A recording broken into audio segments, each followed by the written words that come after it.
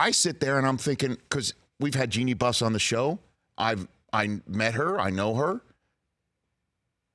We know her in our household. And I thought, wow, this has got to really sting. Then she tweets out basically a lovely note to Irvin. I loved working side by side with you. You've brought us a long way. We will continue the journey. We love you. Because he's brought all these championships here. And I would just say this. Again, nobody from the Lakers is reaching out for my 2 cents.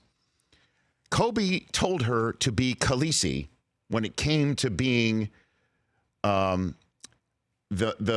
dragon that was required when her brother got involved with trying to take the team away from her, leading to the Magic and Rob Pelinka era, to be Khaleesi.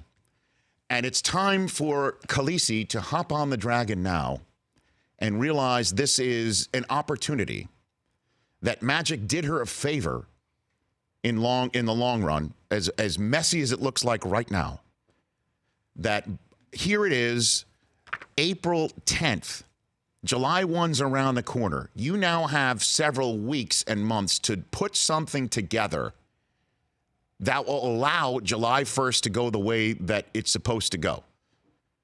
By throwing millions of dollars at the feet of a real deal executive, whoever that may be. And you're hearing all sorts of names, whether it's Jerry West sitting with the Clippers, bring him back in, or Pat Riley in Miami. Who knows if he'd be even interested in this, or anybody who's a general manager who's won championships. And I know what that means, too. If Pelinka is not your guy, that means looking the guy who told her to be Khaleesi in the face and saying, your agent is out. And I know people are saying Kobe also, but I don't know why Kobe would want to do this. He's got his own business that is doing spectacularly well. And he told me when I interviewed him, he's got everything planned out years in advance. He doesn't take pitches. He already knows now in 2019 what he's going to put out for your consumption in 2021. And she's got to call him. Well, I mean, she can call him, but why would he take the job? Why would he want the job? Even if it's just like, well, he can win, as you said prior to the show, he can win more he can do it better than Jordan's doing it right now. He already thinks he's the all-time best. He doesn't need your affirmation or mine or anybody else's. But what if it eventually leads to ownership? Maybe he might, but he has no experience doing this. They've got to go ahead. She's got to go outside the family or inside the family and somebody who's done it before, like Riley or West, and say, come in. Got to put it together before July 1st and erase the memory of the insanity that played out in the bowels of Staples last night. Because right here, right now, as the Lakers season has ended, I hearken back, Chris Brockman, to the day LeBron let everyone know that he was going to the Lakers. And my children came running in and said, can we get Lakers tickets? Everybody was so happy, man. I hearken back to the day where we did hang out with Susie on the first day of the Lakers media day. Pretty cool vibe in that building. What a vibe. Yeah. It was the Lake Show is here. The Lake Show has arrived. It's LeBron.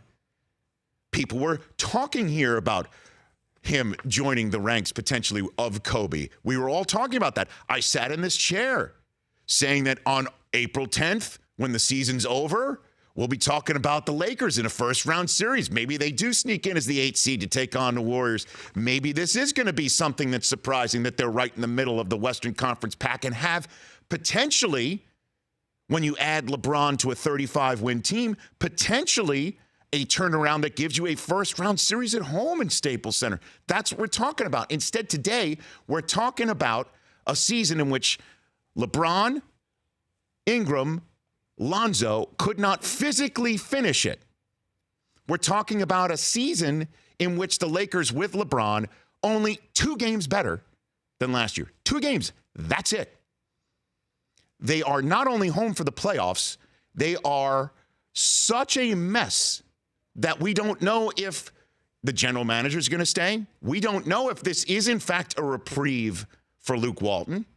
But what we do know for a fact, for an absolute crystallized, indisputable fact, with July 1 coming around the corner, that for the first time, you can absolutely say this in a town where nobody thought it would be possible to say.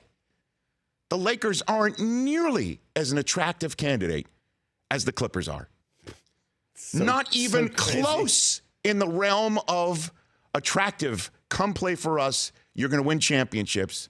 Even with LeBron here, they're not even in the same area code of reality, realistic, attractive possibility than the Clippers. The Clippers have their act together. The Clippers have the groceries. The Clippers have a coach who's won a championship before.